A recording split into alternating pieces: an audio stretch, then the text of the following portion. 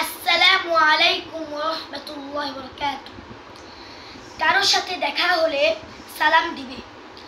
যখন তোমার সাথে কারো দেখা হবে তখন বলবে আসসালামু আলাইকুম। এর মানে হলো আপনার ওপর আল্লাহ শান্তি প্রদান করুন, কিংবা আল্লাহ আপনাকে শান্তিতে রাখুন, নিরাপত্তা দিন। মূলত সালাম দেওয়ার মাধ্যমে আমরা একজন মানুষের জন্য দোয়া করি, তার জন্য কল্যাণ কামনা করি। সবসময় আগে সালাম দেওয়ার চেষ্টা করবে।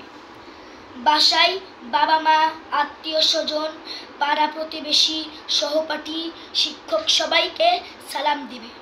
আর যদি কেউ তোমাকে আগে সালাম দেয় তাহলে বলবে ওয়ালাইকুম আসসালাম। তার মানে হলো আপনাকেও আল্লাহ শান্তিতে রাখুন। আসসালামু আলাইকুম।